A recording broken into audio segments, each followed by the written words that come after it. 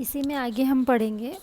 ऊंचे घोर मंदिर के अंदर रहनवारी, ऊंचे घोर मंदिर के अंदर रहाती है, कंदमूल भोग करे, कंदमूल भोग करे। 3 बेर खाती थी वे 3 बेर खाती है, भूषण शिथिल अंग, भूषण शिथिल अंग, विजन डुलाती थी वे विजन डुलाती है। भूषण भनत शिवराज वीर, तेरे त्रास गगन जड़ाती वे नगन जड़ाती है। यहाँ पर यमक अलंकार का बहुत ही सुंदर वर्णन कवि ने किया है और कवि कहते हैं कि भूषण की जो स्थितियाँ यहाँ पर चित्रण किया है शिवाजी की, कि शत्रु इतना डरा हुआ है, उसकी इतनी बुरी दुर्दशा हो गई है कि पहले जो शत्रुओं की स्त्रियाँ ऊंचे ऊंचे महलों में निवास करती थी, ऊंचे घोर मंदिर में रहाती थी, किंतु वे अब डर कर ऊंचे पर्वतों की घनघोर गुफाओं में रहती है। घोर मंदिर दोनों बार अलग अर्थ है। अब भयभीत होकर वो ऊंचे ऊंचे पर्वतों की घनघोर गुफाओं में रहती है।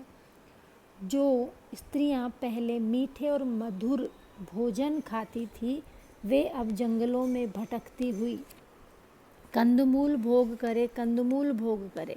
पहले वो मीठे फल खाती थी, वो अब जंगलों में घूमती हुई कंदमूल फल खाकर खाती। वो तब भी कंदमूल फल थी, लेकिन वो अपनी पसंद से मीठे सुंदर मधुर भोजन करती थी। अब वो जंगल में भटकती हुई पेड़ पौधों में जो भी फल उनको मिल रहा है उसको खाकर अपना गुजारा कर रही है। और वही पहले वाली लाइन इसमें फिर आई है, 3 बेर खाती थी वो 3 बेर खाती है। वो पहले 3 समय खाना खाती थी, अब वो 3 बेर खाकर अपना गुजारा कर रही है।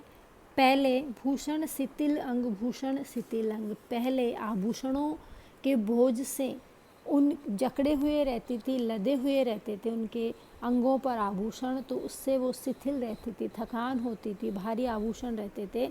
लेकिन अब भूख की पीड़ा से उनके अंग अंग ढीले पड़ गए हैं, तो वो वैसे शिथिल रहने लग गई।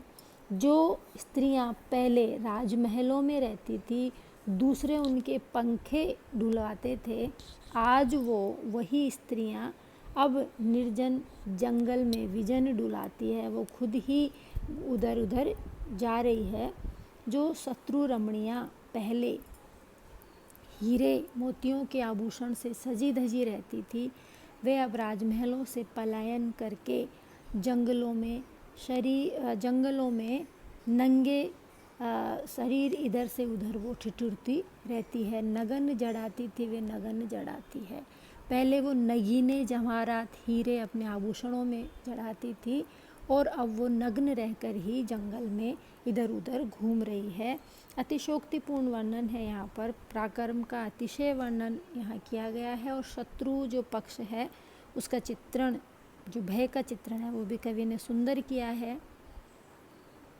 वीर रस का सुंदर वर्णन यहाँ पर हुआ है। यमक और लटानुप्रास अलंकारों का यहाँ पर सुंदर कवि ने उदाहरण दिए हैं।